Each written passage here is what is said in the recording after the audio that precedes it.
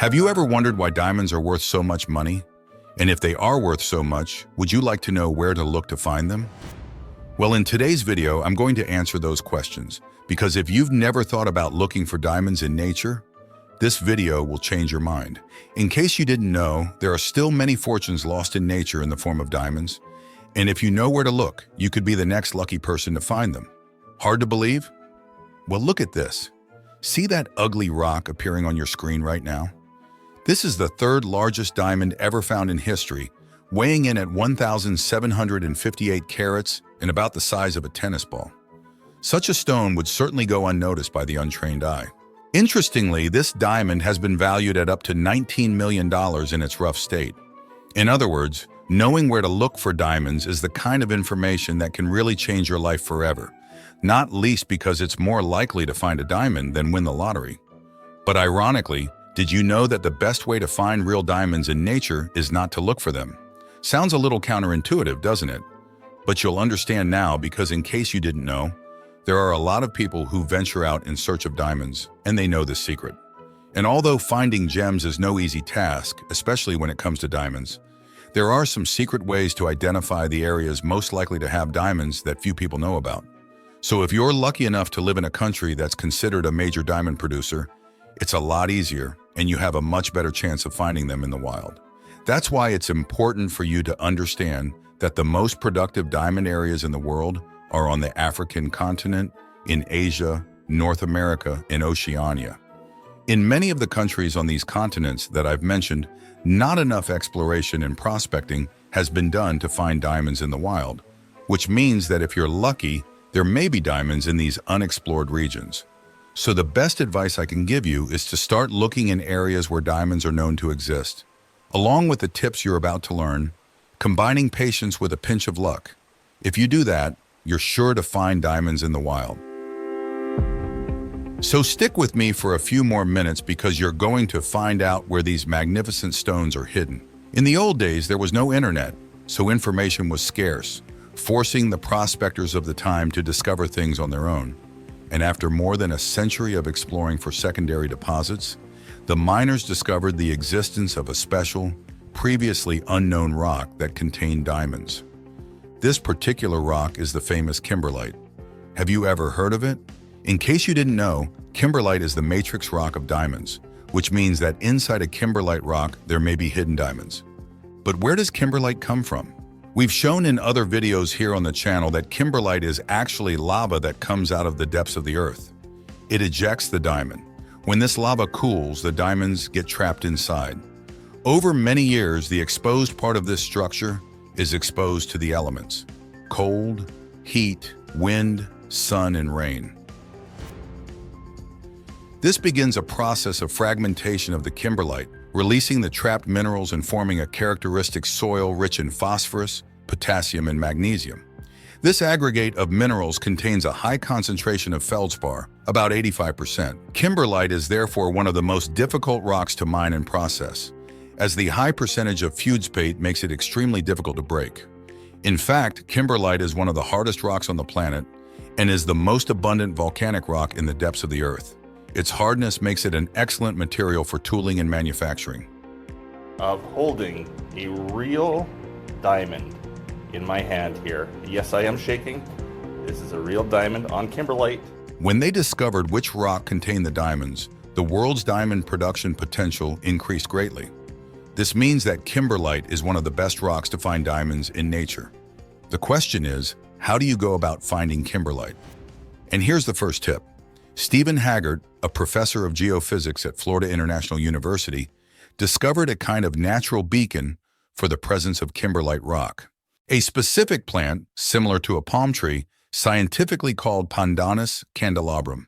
This plant loves to grow in soils derived from kimberlite because they are rich in essential minerals such as potassium, phosphorus, and magnesium. This means that this particular plant has become a beacon of kimberlite rock. Another curiosity about this plant is that scientists have discovered that Pandanus candelabrum could not only serve as a living sign for prospectors, but could also minimize some of the environmental impacts caused by diamond mining and even make diamond mining less expensive. Since companies would now be able to focus on a specific location, only the kimberlite pipes, which are now much easier to find. Recently, there have been rumors that other plants here in the United States are associated with kimberlite regions, but nothing has been scientifically proven. That's why it's a good idea to keep an eye out, as this is not the only way to identify them. It's quite possible that there are kimberlitos in your area, so keep an eye out during your adventures. Other than that, it's worth remembering that in order to locate kimberlites, you can access the geological data available from the ANM, the National Mining Agency, which allows you to identify kimberlite regions that have already been confirmed by government studies. So if you find a video about accessing this information interesting, comment, "I want to," and say what country you're from. A very interesting curiosity is that according to scientists, diamonds are precious stones that form in the deepest parts of the earth and take much longer to form by natural processes. So it follows that diamonds are more likely to be found in the oldest geological terrains. Among these super ancient terrains are Africa, Australia, and Canada. As you can see, the discovery of the mother rock of diamonds was a major breakthrough in mining.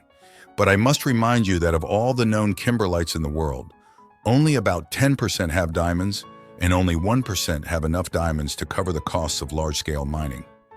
Now, you may be frustrated by the fact that even if you know where the kimberlite is, you're still unlikely to be able to mine it, beyond knowing whether it's productive or not. And frankly, without the heavy and sophisticated machinery of the big mining companies, such an operation is not feasible. But who says it's the only way? That doesn't mean you can't benefit from that information. The location of a kimberlite can be used as an indicator to look for diamonds close to their natural source, and that's what this is all about. The mere fact that there is kimberlite in your area is enough to potentially increase your chances of a successful mine or adventure. So rejoice, because as already mentioned, the forces of nature are in our favor. Don't forget that in the old days, diamond mining was done with rudimentary equipment, such as sieves and paddles on the banks of rivers, without half the technology and knowledge we have today. And even then, this method was successful for many centuries, even without the knowledge we have today about primary deposits. In addition, the forces of nature have worn down tons of kimberlite over time, scattering diamonds and all other minerals over the face of the earth through the forces of water, especially torrential rains, which washed many fragments of productive kimberlite into the rivers. Well, here we begin to talk about the next way of prospecting for diamonds in nature, which is through simpler and more accessible methods. And historically, it is more than proven that diamond mining has been successful using simple tools to process the gravel deposited at the bottom of rivers and streams or on mountain slopes. This type of mining was and is possible thanks to secondary diamond deposits, also known as alluvial deposits. And speaking of alluvial deposits, they are without a shadow of a doubt one of the best places for you to find diamonds in nature, and the most affordable too compared to kimberlite. The term alluvial deposits refers to their origin, which in short is the accumulation of several layers of sediment that have compacted to form a new terrain, concentrating many diamonds that have been torn from their primary deposits or matrix rock and washed into valleys and rivers by rainwater over thousands of years. This type of terrain can be seen mainly along the course of old rivers that have dried up and also in the deltas of some still active rivers. As a result of the great floods, the water level reaches the highest part of their banks and consequently leaves behind heavier sediments and minerals when they recede. Even though they are already very compacted, these sites are relatively easy to excavate and process. Considering a small-scale prospecting activity or just as a hobby, these deposits are the second best place to successfully find diamonds in nature. It's important to remember that in order to scale up this type of mining, you may need to invest a little, dig deeper to transport the material to where there is plenty of water. But even so, comparing the three options, I believe that the best place to find diamonds in the wild are the sediment ravines accumulated along ancient rivers. In other words, your goal is to venture out in search of diamonds as a form of distraction and hobby without the need for major investment. So start by visiting the active rivers and streams, preferably during the rainy season, when new material is brought in and new canyons and slopes are exposed. Look for bends in the river or where the river loses power due to an obstruction. You can also look for natural cauldrons that form in the bedrock. These are interesting places to look for diamonds and other gems, such as rubies and sapphires. Of course, For your own safety and to get to the bottom of the river more easily, wait for the water to calm down and lower its level. As you can see, there are 3 of the best places to find diamonds in the wild. And no matter which form of mining you choose, it will all depend on your dedication combined with a pinch of luck. But before the prospectors and card-carrying geologists come and criticize in the comments, I'm not saying that finding diamonds is easy. After all, if it was, it wouldn't be so rare and valued in the gemstone market. However, it is possible. So if you feel like looking for diamonds, if possible, consult an experienced geologist or prospector in your area. However, if you don't have either at your disposal, I leave you with our digital gemology book for beginners, where you can learn to identify all the stones you find in nature with home tests without the need for expensive equipment. However, make it your main goal to have fun and relax on nature walks and hikes. And if you're lucky, win a few $1 million with the discovery of a rare diamond. It's unlikely, but not impossible. Also, if I showed you a rough diamond and a crystal, would you be able to tell which was a real diamond? Well, most people who love diamonds know them only in their polished, faceted form. But diamonds are more than just the gems you find in jewelry stores.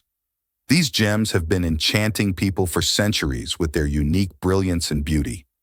The charm of a diamond, combined with its high durability, has made it a highly prized possession, passed down from generation to generation.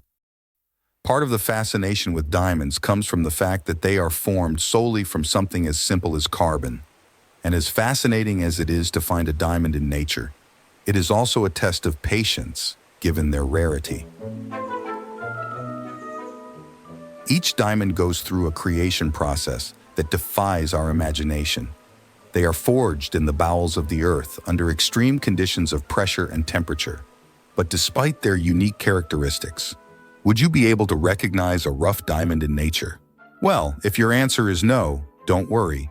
In this video, we'll show you how to identify rough diamonds and the best places to find them in nature. Diamonds come from all over the world, and each region has its own unique geology. So when you come across a rough diamond, no matter what color it is, seeing how to identify the natural shape will be a game changer so that you don't overlook a real diamond when you find one out there, as we are used to faceted and cut diamonds. So here are some useful tips to greatly increase your chances of success in recognizing a rough diamond. The first tip is to look for indicator minerals. The most common diamond indicator minerals are garnet, chromite, and olivine. These minerals, it's a good sign that you're in a diamond-friendly region. However, just because you've managed to identify indicator minerals doesn't necessarily mean you'll find diamonds in that region, let alone right away. But yes, your chances will increase significantly. Another interesting tip once you've identified a potential area is to search right after a rain. Rain cleans the ground, washing away lighter dirt and exposing heavier stones, such as diamonds, topazes, sapphires, garnets, and other heavier minerals on the surface. Therefore, the perfect time to start your diamond search is about 2 to 3 days after the rain. This gives the ground enough time to dry out and make your search easier. If you're near a riverbed, use a sluice to conduct your search. This tool works like a special net to catch larger stones and possible diamonds. Keep in mind that diamonds are very heavy for their size. So while tiny pebbles and sand come out, diamonds tend to stay put. Now comes the $1 million question. How do you identify a diamond when you find one? Know that finding a potential diamond is only the first step in this exciting adventure. Then comes the task of figuring out if that shiny stone is really a diamond. There are some stones that can easily be mistaken for diamonds. Fortunately, there are a few tips to help you with this problem. First, you can watch the video 7 Precious Stones That Look Like Diamonds, which will appear on your screen at the end of this video. After watching the video, you'll be able to better understand the similarities and differences between diamonds and some other gemstones that are often mistaken for diamonds. Because it all starts with close observation. Have you ever thought about what diamonds look like from the outside? Although diamonds are famous for their brilliance when polished, their rough appearance can be quite surprising. Before they are cut and faceted, diamonds have unique characteristics that are worth considering. For example, they are sometimes found naturally in a shape called an octahedron. which looks like two pyramids joined at the base. Recognizing this unique shape can be a great help. Sometimes diamonds can also be found in shapes such as cubes or dodecahedrons. These shapes belong to the same family of crystals. So when you're exploring, look for stones with these special shapes. They may be diamonds. Each shape has its own peculiarity and adds to the natural beauty of the diamond. Still on the subject of rough diamonds, now onto their luster. Some people describe their luster as oily and metallic, or the fact that diamonds don't get wet, as if they were covered in an oily layer of fat that repels water. This luster is very different from the characteristic luster of a cut diamond and other minerals such as zircon and rutile. This luster is called adamantine. Rough diamonds vary in clarity, with some being completely dull and others being clearer and more translucent. The brilliance and strength of the diamond's color depends on how light interacts with it and how clear it is. Natural daylight, or white light, is the best way to observe the color and characteristics of a diamond. Ultraviolet light is another way to identify a rough diamond. When exposed to UV light, diamonds have a unique fluorescence that distinguishes them from other gemstones. Most diamonds glow blue when exposed to UV light, but a small percentage can also reflect yellow or green. To use UV light, simply point the light source at the diamond and observe the color it emits. In addition, electronic diamond testers are also widely used in diamond identification. These testers measure the thermal conductivity or electrical properties of a diamond. To use an electrical diamond tester, lightly touch the surface of the diamond with the tip of the instrument. The tester will give a number that indicates whether the stone is likely a diamond or not. And if all the external suspicions point in the same direction, it's time to look inside the stone. The inside of a diamond can be just as interesting as the outside. By their very nature, diamonds often have inclusions, which are small imperfections known as blemishes. Inclusions can be crystals of different minerals, or even another diamond crystal, or even small cracks. Although some may see them as flaws, they actually give each diamond its own unique story. Just as every person has a unique fingerprint, every diamond has its own unique set of inclusions. Consider using a few tools to make identification easier. If you don't know, you can use a small, portable diamond loupe to see the fine features of a diamond and other gemstones up close. Hold the loupe close to your eyes and focus on the diamond. Examine the brilliance, texture, flaws, and imperfections in the diamond structure. A loupe not only allows you to see the diamond's own characteristics, but also to observe its clarity, a characteristic that directly affects its value. Unlike the smooth gems we see in jewelry stores, rough diamonds can have an uneven, bumpy surface, natural scars that tell the whole story of a diamond's journey from the depths of the earth to the surface. So the next time you come across a stone with these characteristics of brilliance and texture, take a closer look. You might be looking at a real diamond. One fascinating characteristic of diamonds is their graininess. When it comes to identifying diamonds, graininess can be a useful clue. Grain is like the internal growth lines of a diamond. These grain lines can be straight, wavy, or even intertwined, depending on how the diamond was formed. The grain doesn't generally affect the beauty of the diamond, but it does tell a story about the event of its formation and its journey from the depths of the earth. In addition to being a fascinating pastime, searching for, discovering, and knowing how to identify a diamond or other rough gemstone is an increasingly necessary skill, both for those who wish to search in nature and for those who wish to purchase authentic stones on the gem market. In other words, diamond identification is an exciting and challenging adventure that requires knowledge, a keen eye, and the right equipment, such as a diamond loupe, UV lights, and an electronic device. What's more, if you need help identifying other gemstones that you find in nature, but you don't have access to an experienced prospector or gemologist in your area, know that you can identify these stones yourself from the comfort of your own home, simply by accessing our digital gemology beginner's book by clicking on the first link in the description as there you will have access to home methods that will help you identify these minerals, with home tests and complete tables of all the crystals already cataloged. It also helps to support our gemstone channel. However, the great difficulty for the novice gem hunter is identifying a gemstone to know if it is real and valuable, as it can easily be confused with ordinary stones. Whether you're observing a gravel pit on a hike or prospecting with sluices and gold pans, the big question now is, how do you know if you found a real diamond or an ordinary crystal? Well, that's what I'm going to show you. Because as I said at the beginning of the video, several white gemstones can have the appearance of a diamond.